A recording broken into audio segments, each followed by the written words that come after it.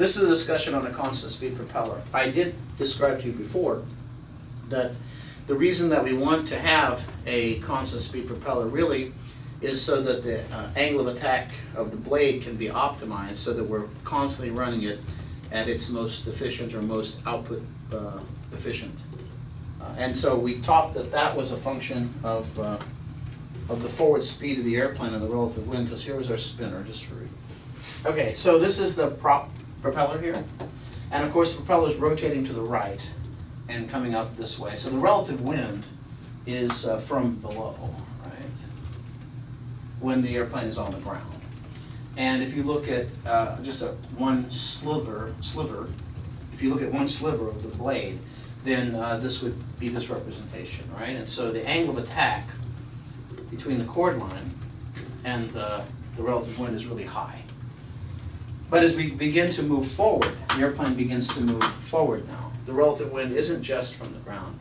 It's from here, but at an angle, right? And the faster we go, the more it comes from straight ahead. Never quite makes straight ahead, but so it just keeps changing, like this. Like this. So this represents speed, and this is 0, increasing that way. And so at some point, the angle of attack of the blade is just right to get the most output out of it. Because we know from an airfoil that the angle of attack versus lift looks something like that, right? The more angle of attack we put on, then the more lift we get out. So we'd love to run the blade, you know, somewhere like there all the time, so we get the most output of it the whole time. But the problem in a fixed pitch prop is that as we vary the speed, the angle of attack on the blade varies. So our plan would be to say, can we not create something that would keep the blade there for the greatest extent possible? Now there's a limit to the governing speed. We can't take the blade and run it all the way because the mechanisms get too expensive, too hard, and many reasons. But we certainly can do a fair job at it, and that's what this system is. So this is a propeller governor with the hub of the propeller shown, which is here. And this is a piston that moves back and forwards and changes the blade angle by, because you see how these points are mounted, it can rotate on that shaft. And so we can use oil pressure, which is what this is, to push or pull on the piston so that we can change the blade angle. This is the mechanism of it. Now, how we do that is with the rest of it, which is the actual governor. So the propeller governor is made up of these pieces. So there's engine oil pressure, that's from the engine itself. And that's at around 60 to 90 psi. That's about what the engine runs. And then we run it through here. This is these are 2 spur gears. And I'll explain what those are in a second. But the idea is to get the pressure to be higher on the other side. We want to increase the engine pressure to about 300 psi. So if you can imagine like a box like that, and you have 2 gears in it that are mounted like here. So like this. Here's our round box here. So then there's an outlet here and an inlet here. And we're going to put our gear, one here and one here. It's not an owl, all right? And these gears are like this. And these gears mesh like in this way, right? And there's no space around the edges. So the only way the oil to go through here is through these gears. And so as it goes through the gears, it compresses that fluid and makes the pressure higher on the other side. So because you're squeezing it through the gear teeth. So that's called a spur gear. And we can look at what one looks like well, we can look at it now. And so these are spur gears. Like this, right? These are called spur gears. And you look down here and you just try to squeeze fluid through, it's going to compress it if there's no space along the edges for it to happen. The same with this. Right? It's the same way. And spur gear pump. So here's a very good diagram of it, right? So you can kind of take a look at this. Click here to animate. Oh, looks like it's a pressure pump, in other words. Yeah, it's a compressor pump. Yeah, that's a good way of saying it. Yeah, that's what it is, right? So anyway, I think you get the idea here. That those gears, there's no space hardly along the edges, and you're just compressing this fluid to make the pressure higher, right? So that's how it works. Okay, enough of that. I thought that was useful to show. So in that diagram, the spur Yeah. gears are represented by the swoops? Right here, by these two little. Yeah. Yeah, so the spur gear booster pump is right here.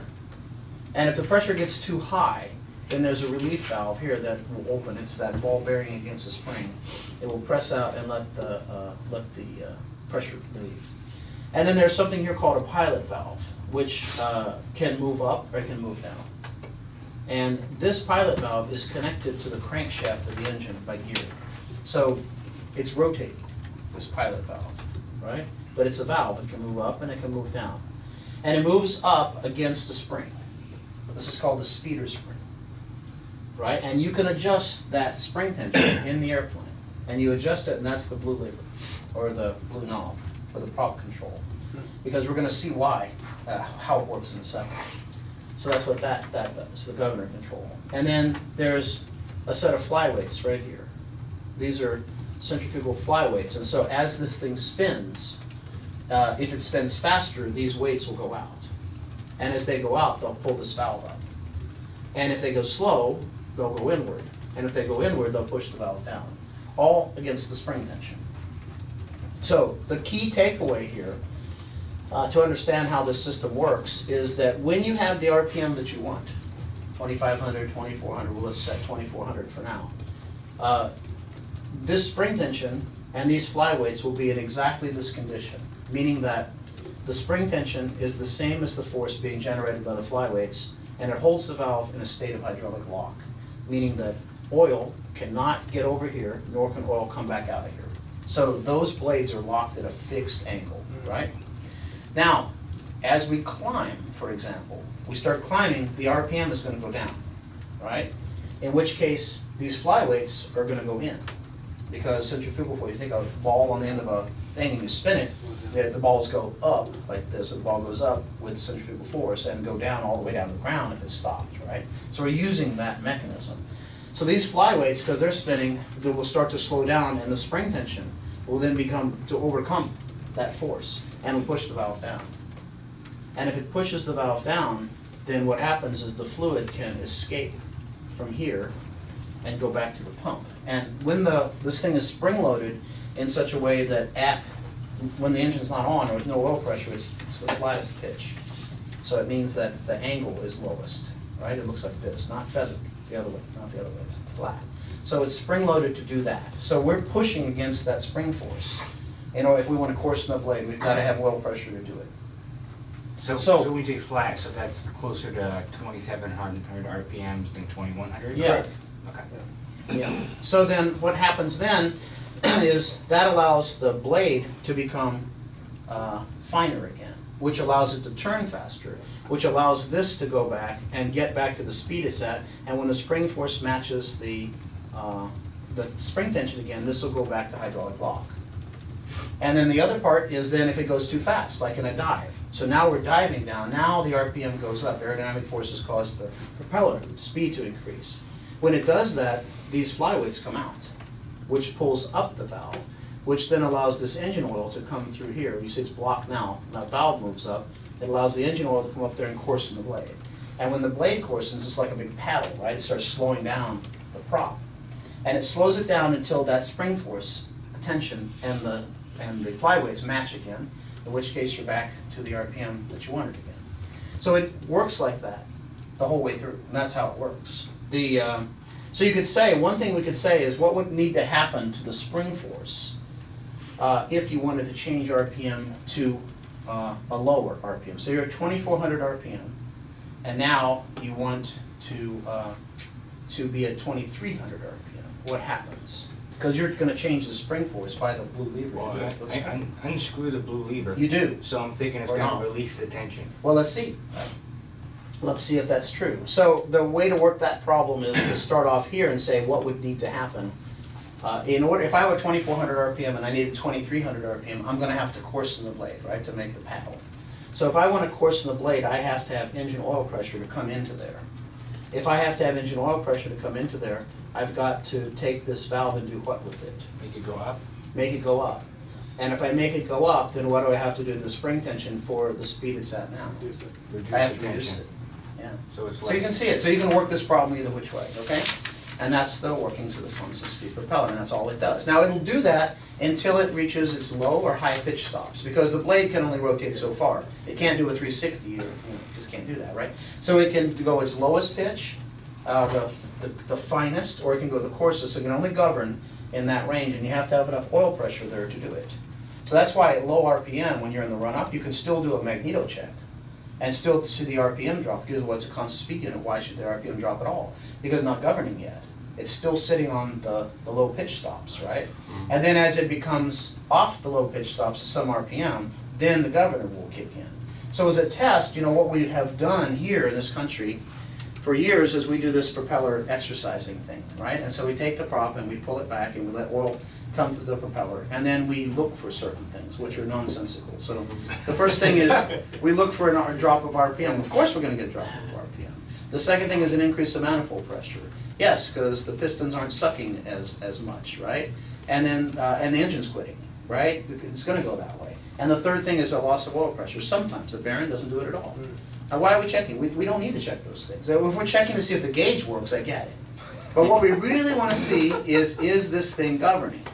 So what we want to do instead, of course if it's cold, we want to get the oil cycling through the prop. That's fine. Right. But once we're assured that's happened, we want to push up the throttle till it starts governing. And we want to set that blue lever, take it back and put it to a point where we hold a constant RPM, and then take the throttle and push it up a few inches and see if it holds, and bring it down a few inches and see if it holds. Then we know it's governing, right? Interesting. Now that's a governor check, right? And that's what we really want to be doing. So I now have the opportunity to explain that to the world, right? And to stop doing these three things, because if I ask you why you're checking them, you'll say because my flight instructor told me to. You won't have a good reason, right? And you'll say I'm getting oil to the prop, and I'll buy that, and I'll say that's true. That's what I'm going to say. That's totally a good idea. But on the test, it might be such that someone asks you, so why did the manifold pressure increase? When cycle the prop. Oh yeah, good cycle the prop. Good answer, right? But when you think about the way this constant speed, not the constant speed, the manifold pressure gauge works. So in the manifold,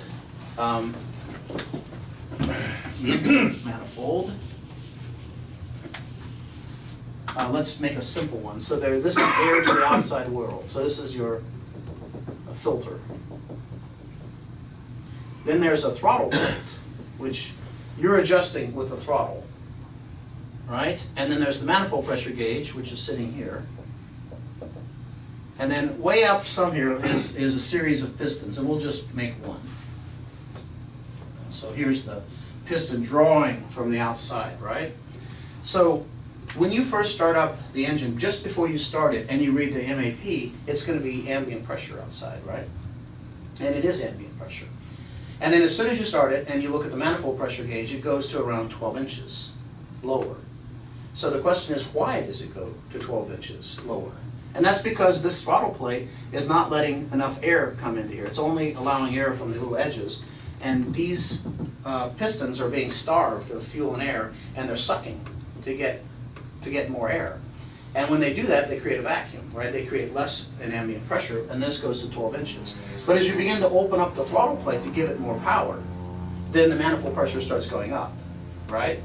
And if you get it all the way open, it'll go to full-on sea level pressure, because now you have no restrictions at all. The cylinders are sucking it all in, there's no vacuum being created against the throttle plate, right? That's why it happens. So then when you pull back the blue lever, or the knob, whichever you're flying, then what you're doing is you're slowing down the engine, right? Because you're slowing down the RPM. You're making it take a bigger bite out of the air, which makes it harder to turn. Right, exactly. Which then causes the engine to rotate more slowly, which causes the pistons to want to suck more, right? And so you'll get So then what will happen?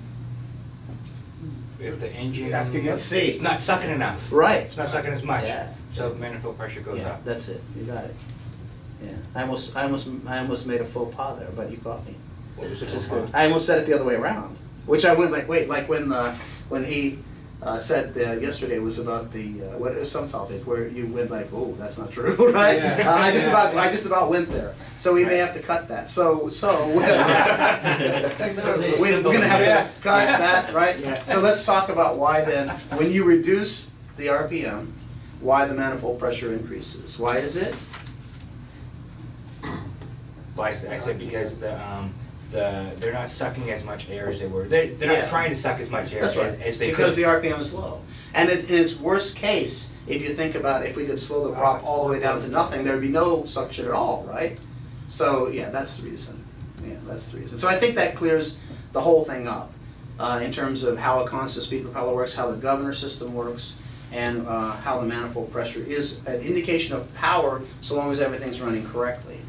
You know, if the engine quits in flight, you'll be at whatever pressure the outside air is, and that won't be a reflection of power anymore, right? Right. So it's only a reflection of power if everything's working in the system correctly. I have a related question. So in a descent, is it a good practice to reduce the RPMs to help slow the plane?